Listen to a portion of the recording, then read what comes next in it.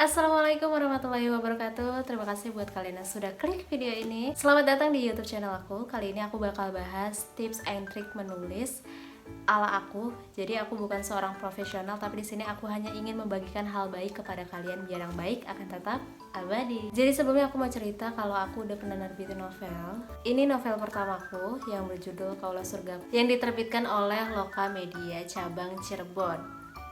Jadi Loka Media cabang Cirebon ini adalah salah satu penerbit indie yang lagi merambah ke mayor. Jadi kalau misalkan karya kalian tembus sampai 1000 eksemplar, maka karya kalian berkesempatan untuk diterbitkan di seluruh toko buku nasional Indonesia. Kalau dibilang aku bukan bahas tips and trick juga sih, tapi lebih ke biar memotivasi kalian gimana sih biar karya kalian itu bisa cepat selesai. Kita masuk ke poin pertama.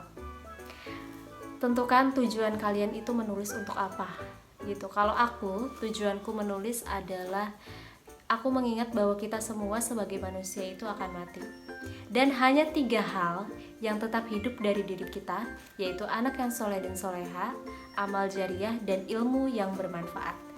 Kalau kita gali dari ketiga ini, kalian bisa menggunakan poin ketiga ini untuk kalian bisa abadi di dalam hati setiap orang. Misal kalian menulis buku, maka kalian berkesempatan untuk memberikan banyak ilmu, banyak motivasi, banyak catatan kepada banyak orang juga. Jadi dengan kalian menulis, maka ilmu-ilmu akan tersalurkan, dan itu adalah ilmu yang bermanfaat yang bisa terus hidup dari diri kalian. Ali bin Abi Thalib pernah berkata, semua orang akan mati kecuali karyanya, maka tulislah apapun yang akan membuat kalian bahagia kelak. Pramoedya Anantatur pernah berkata, orang boleh pandai setinggi langit, tapi ketika ia tidak menulis, maka ia akan hilang dari masyarakat dan dari sejarah. Maka menulis adalah bekerja untuk keabadian. Kalau aku mikirnya dari ketiga hal yang membuat kita abadi tadi, anak yang soleh dan soleha, ilmu yang bermanfaat, dan amal jariah. Yang pertama, anak yang soleh dan soleha, ya kita yang masih remaja ya gak mungkin untuk mencapai hal tersebut. Kemudian yang kedua, amal jariah atau sodakoh jariah. Kalian yang mungkin berkelebihan harta, kalian bisa saja menyumbangkan sebagian harta kalian untuk amal jariah. Tapi bagi kita yang tidak mampu untuk memberikan sumbangsih, mungkin kita bisa memberikan ilmu yang bermanfaat untuk keabadian diri kita. Jadi walaupun nanti aku sudah tiada di dunia ini, tapi tulisan-tulisanku akan tetap ada dan hidup. Itu salah satu motivasiku untuk menulis. Poin kedua, hiduplah seperti pohon kelapa. Ada cerita, dulu ada pohon kelapa, penyu, dan juga burung dara yang bersahabat. Suatu ketika mereka mengusulkan, bagaimana kalau kita pergi selama 3 tahun, dan setelah 3 tahun kita kembali lagi ke sini untuk bercerita apa yang kita dapat. Singkatnya, mereka bertiga setelah 3 tahun bertemu kembali di tempat yang mereka sudah janjikan. Dengan semangatnya, penyu bercerita bahwa dia sudah melanglang buana ke seluruh samudra di dunia ini, melihat paus, melihat hewan laut langka lainnya, melihat ikan-ikan, dan lain-lain sebagainya. Kemudian burung dara juga tidak kalah antusiasnya untuk bercerita apa yang sudah dia dapat selama 3 tahun terbang di atas cakrawala. Dia bercerita melihat pegunungan, Patung Liberty, melihat Menara Eiffel, Monas, dan lain-lain sebagainya. Kemudian dengan jahatnya mereka bertanya kepada pohon kelapa, wahai pohon kelapa, apa yang sudah kamu dapat selama 3 tahun ini? Pohon kelapa terdiam, lalu dia mulai bercerita. Aku memang tidak kemanapun selama 3 tahun ini, tapi buah yang jatuh dari tubuhku dibawa oleh ombak, melanglang buana mengitari samudra dan berhenti di pantai seluruh dunia, tumbuh menjadi pohon kelapa baru yang memberikan buah serta manfaat kepada banyak orang. Itu kata pohon kelapa. Jadi amanatnya, walaupun pohon kelapa ini tidak bisa bergerak karena keterbatasan takdir yang Tuhan berikan kepadanya, tapi ia tidak menyerah, ia tetap semangat menghasilkan ribuan buah yang nantinya akan menjadi bibit buah kelapa, tetap memberikan sesuatu yang bermanfaat kepada orang banyak. Jadilah seperti pohon kelapa tersebut. Walau kalian memiliki keterbatasan takdir yang cukup banyak, tapi jangan menyerah, tetap semangat memberikan yang terbaik, memberikan banyak manfaat kepada orang lain melalui tulisan, melalui buku, maka ini akan menjadi buah kelapa kalian yang tersebar ke seluruh dunia untuk memberikan banyak manfaat dari hasil pikiran kalian, dari hasil renungan kalian, perasaan kalian, haru, tangis, dan tawa kalian dapat tersebar melalui buku ini dan dapat memberikan manfaat kepada banyak orang dengan buku ini. Kalian memang tidak bisa kemanapun, kalian tidak bisa keluar negeri, tidak bisa ke Papua, tidak bisa ke Sumatera dan lain sebagainya, tapi dengan menulis karya kalian bisa terbang, bisa berenang, bisa melanglang buana ke seluruh dunia. Poin yang ketiga, sebetulnya kalian tuh ingin menulis tapi bingung gimana nanti ini gimana gitu. Jadi kebanyakan gimananya gak jadi nulisnya. Jadi intinya di poin ketiga ini, tulis apapun yang ingin kalian tulis. Gak usah mikirin gimana nanti, kapan, atau gimana kelamaan. Tulis aja dulu apa yang ingin kalian tulis. Misal, kalian ingin menceritakan kehidupan seorang gadis cantik yang tinggal di desa, kemudian ia ingin pergi melanjutkan kuliah tapi tidak bisa karena ada satu kendala ekonomi dan lain hal. Kalian tulis, ada seorang gadis cantik bernama Lia. Ia tidak bisa melanjutkan pendidikannya ke tingkat selanjutnya karena keterbatasan ekonominya, lalu lain sebagainya, ditulis. Akhirnya ia harus menikah dengan seorang lelaki miskin, bla bla bla, terus lanjut, dan setelah itu jadilah 1 lembar, jadilah 2 lembar gitu. Jadi jangan memikirkan apapun itu, jangan memikirkan editing dulu, jangan memikirkan ini karyanya bagus apa enggak, jangan memikirkan ini nyambung atau enggak. Jadi tulis aja dulu. Kalau kalian pikir itu semua, nanti karya kalian gak akan jadi-jadi. Jadi tulis aja dulu gitu apa yang mau kalian tulis. Kemudian setelah ditulis, baru kalian baca apa yang sudah kalian tulis tersebut.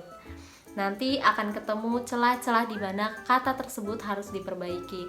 Misalkan ini di-nya harus disambung, di-nya harus dipisah, atau kayaknya kata yang ini kurang nyambung dengan kata yang ini. Akhirnya jadilah 1 paragraf yang nyambung, baru kalian lanjutkan menjadi 1 lembar gitu. Setelah itu lanjut lagi menulis dan bab yang ini didiamkan dulu. Kemudian setelah 2 hari atau setelah seminggu kalian baca kembali karya tersebut. Pasti kalian ketawa. Pasti kalian ketawa karena banyak yang tidak nyambungnya, pasti itu. Jadi diperbaiki lagi gitu. Jadi jangan pusing bagaimana awal menulisnya. Tulis aja dulu apa yang ingin kalian tulis. Dan misalkan kalian kehabisan ide cerita bisa dari mana saja. Makanya open minded, dengerin curhatan temen itu bisa juga jadi ide. Terus peka sama lingkungan itu juga bisa jadi ide. Poin keempat, jangan pernah kenyang akan ilmu. Jadi selalu gali ilmu, gali lagi, jangan pernah bosan.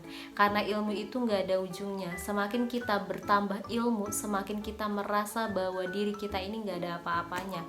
Ilmu yang kita punya ini gak ada bandingannya gitu. Jadi saking kayanya ilmu, saking ilmu itu gak ada ujungnya. Maka jangan puas akan ilmu. Bila kalian dikritik pun jangan pernah marah gitu. Terima dan perbaiki dan evaluasi diri, apakah benar, apakah salah yang dikatakan orang tersebut. Dulu waktu karya ini terbit, ini aku udah puas banget makan kritikan, dari mulai covernya, dari mulai judul awalnya, dari mulai judul perbabnya, terus cara penulisannya, itu sudah pernah dikritik oleh seseorang. Dan aku terima itu dan memang benar apa yang dia katakan gitu. Jadi kita evaluasi diri aja, apakah benar yang mereka katakan. Jangan juga down. Kita harus semakin semangat untuk memperbaiki apa yang menjadi kritikan tersebut. Tapi jangan langsung dimakan mentah-mentah. Apa yang perlu diperbaiki itu yang diperbaiki. Misal cara menulisku yang dikritik gitu, itu adalah karakter, itu adalah satu hak pribadiku untuk aku ingin menulis seperti apa gitu. Itu tidak bisa diubah. Apapun yang bersifat teknis itu bisa, tapi kalau udah menyangkut hak pribadi itu tidak bisa. Poin yang kelima, Jangan pernah berhenti untuk membaca buku. Sering-sering baca buku. Jadi kalau kalian yang sekarang males baca buku, mulai yuk baca buku yuk. Gimana mau nulis kalau nggak mau baca? Jadi intinya 50-50. Kalau mau nulis harus mau juga baca gitu. Jadi misalkan kalian mau menulis cerita tentang romance, maka kalian juga harus cari buku-buku referensi tentang romance. Misal kalian mau menulis buku tentang komedi, maka kalian juga harus mencari buku-buku tentang komedi. Dan bukan hanya untuk memperkaya ide cerita aja. Ketika kalian membaca buku, maka kalian akan mencuri.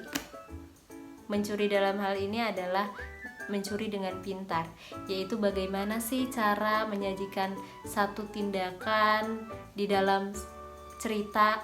Misalkan ada satu kebakaran, bagaimana menuangkan kobaran api itu di dalam satu cerita gitu, biar pembaca bergairah gitu kan. Terus juga misalkan ingin menulis tentang horor gitu, bagaimana sih mencantumkan wajah setan yang menyeramkan itu agar pembaca juga ketakutan ketika membacanya, membayangkan bahwa setan ini seram sekali gitu. Dan dengan banyak membaca, kalian juga akan terus idenya berkembang gitu. Jadi kalian misalkan membaca satu cerita nih, oh ini harusnya kayak gini gitu, nggak kayak gini, ini harusnya bisa seperti ini gitu. Dan dengan membaca itu kalian akan muncul ide-ide baru nantinya yang membuat kalian tidak akan kehabisan ide. Walaupun kalian gak suka membaca, minimal 1 bab aja sehari atau 2 lembar aja sehari gitu baca. Nggak harus novel, tapi bisa juga dari berita dan lain sebagainya. Yang keenam, temukan ide cerita yang menarik. Penulis yang baik adalah dia yang bisa mencari sudut pandang yang berbeda. Cari sudut pandang yang biasanya sering diabaikan oleh orang-orang. Misalkan kalian menceritakan tentang pasar. Kalau yang biasa diceritakan oleh orang-orang adalah pasar itu tempat berjualan, tempat transaksi jual beli. Tapi kalian bisa menggali sudut pandang berbeda dari si pasar. Misal, pasar itu adalah tempat perjudian terbesar atau lain sebagainya. Kalian bisa menggali itu yang sering diabaikan oleh orang lain. Itu menjadi sudut pandang berbeda. Penulis yang baik selalu bisa menemukan sudut pandang yang spesial. Yang ketujuh, lakukan riset sebaik mungkin. Kadang itu ide tuh mudah didapat, tapi yang sulit adalah risetnya. Menulis itu sangat mudah, tapi yang sulit adalah risetnya. Jadi yang sulit adalah kita belanja bumbu dapurnya, kita persiapin garam, masako, sayur, lauk untuk dimasak. Itu yang sulit. Jadi sebelum kalian menulis, lebih baik kalian riset terlebih dahulu. Kalian siapkan nih, ibaratkan kalau masak, kalian siapkan bumbu dapurnya terlebih dahulu, garamnya, masakonya, sayurnya, lauknya gitu. Kalian udah beli, kalian udah tersedia semua, baru kalian mulai memasak. Sama seperti menulis. Ketika kalian sudah mengumpulkan amunisi di kepala, ide-ide cerita, riset tentang apapun yang berkaitan dengan cerita kalian, maka kalian ketika menulis akan santai gitu. Dan juga ketika melakukan riset jangan terburu-buru. Bisa kalian riset sambil kalian naik kereta gitu, sambil kalian menunggu bus, sambil kalian menunggu jam matkul di kampus, sambil lagi gabut di rumah gitu kan. Bisa kalian lakukan riset di sela-sela tersebut. Riset pun tidak harus tentang kalian datang ke suatu tempat, tidak gitu. Riset bisa misalkan kalian tentang kenakalan remaja, kalian buka TikTok menemukan kasus kenakalan remaja, itu pun riset. Kalian kalian menuliskan tentang pelecehan seksual, kalian lihat di Instagram, di Twitter banyak kasus pelecehan seksual, itu riset gitu. Dan bagaimana cara menanganinya gitu, itu riset gitu. Jadi nggak harus kalian berkunjung ke satu tempat, kalian datengin kasusnya seperti apa, kantor polisi, enggak.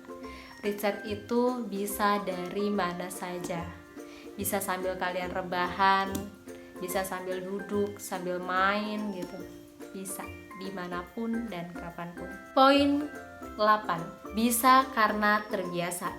Teruslah latihan dan latihan. Misal kalian punya 1 balok tempe, maka balok tempe tersebut kalian bilang ke ayah kalian, ayah, coba jadikan tempe ini 10 macam makanan. Maka yang ada di pikiran ayah mungkin hanya tempe goreng, orek, hanya itu mungkin. Dan dia bilang, tidak bisa nak, tempe ini tidak bisa dijadikan 10 macam makanan. Coba kalian kasih ke ibu kalian, kalian bilang, ibu, coba jadikan balok tempe ini menjadi 10 makanan yang lezat. Maka ibu akan bilang, gampang. Setelah 10 menit atau 15 menit, disajikanlah makanan 10 macam makanan. Ada tempe goreng, ada tempe orek, ada semur, dan lain sebagainya. Kenapa terjadi seperti itu? Karena ibu sudah terbiasa dengan balok tempe tersebut. Ibu sudah biasa dengan bahan-bahan masakan. Sedangkan ayah, mungkin ayah tidak terbiasa. Sama seperti kita, tidak bisa menyamakan diri kita, misal dengan Terelie, dengan Asma Nadia, dengan D. Lestari, dengan Ahmad Fuadi. Jangan samakan kalian yang baru menulis 1-2 paragraf dengan mereka yang sudah menghasilkan puluhan buku. Jangan pernah melakukan hal tersebut, karena sejatinya mereka pun terus latihan dan kalian baru memulai. Jadi teruslah latihan dan fokus pada tujuan kalian. 9. Tentukan waktu terbaik untuk kalian menulis. Setelah mendengarkan video ini, janji pada diri sendiri, kalian akan menentukan waktu terbaik kalian menulis. Misalkan, kalau kalian membaca tentang NH Dini itu akan menulis di jam subuh, sekitar jam 4, ya akan menjadikan waktu tersebut tidak boleh diganggu, bahkan sebutir debu pun tidak boleh mengganggu dia. Kalian bisa melakukan hal tersebut. Kalau aku, biasanya aku akan menyempatkan untuk menulis 1 jam, untuk membaca 1 jam. Jadi 50-50. Jadi aku menuangkan sesuatu dan akan mendapatkan sesuatu lagi gitu. Dengan membaca akan mendapatkan sesuatu lagi dan aku menuangkannya lagi gitu. Jadi berusaha menentukan waktu terbaik untuk kalian menulis. Dan berjanjilah untuk menulis sehari minimal berapa lembar, atau jangan bahas lembar dulu, minimal sehari 1 paragraf atau mungkin 2 paragraf ya. Misalkan kalian bayangkan ketika kalian menulis 1 hari 1 paragraf, mungkin seminggu sudah jadi 2 halaman. Bayangkan setahun sudah berapa halaman. Kalian bisa menerbitkan sebuah novel. Asal kuncinya tetap konsisten. 10. Berhenti bilang aku sibuk. Omong kosong. Tidak ada kata sibuk. Pasti selalu ada celah untuk kalian curi ketika kalian ingin benar-benar menulis. Atur kedisiplinan diri kita sendiri. Ingat, aku sibuk hanya omong kosong. 12. Dengan menulis, kalian bisa keliling dunia. Kalau besok lusa kalian bilang ingin memahami dunia ini lebih banyak, yuk, tutup gadget kalian sebentar, kita berpetualang kemanapun yang kita mau. Karena kalau kalian terus nontonin gadget setiap hari, merasa diri kalian sudah kemana-mana, padahal kalian tidak kemana-mana. Dengan menulis, kalian dapat berkelana ke tempat manapun yang kalian inginkan. Kalian ingin menceritakan tentang Swiss, tentang Paris, tentang Amerika, tentang Papua, tentang Sumatera, tentang kampung halaman kalian. Kalian bisa berkeliling dunia kemanapun itu dengan menulis. Jadi teruslah menulis, karena dengan menulis diri kalian akan dikenang oleh sejarah. Semangat, jangan pernah menyerah untuk menulis. Terus kembangkan potensi kalian. Jangan lupa gali ilmu sebanyak mungkin, rajin membaca, dengarkan kritikan, sabar. Ingat, semua orang akan mati kecuali karyanya. Sekian dari aku, terima kasih sudah menonton video kali ini. Jangan lupa like, komen, dan subscribe, nyalakan notifikasinya biar kalian tahu kalau aku upload video baru. Sampai jumpa di video selanjutnya. See you next time. Bye bye.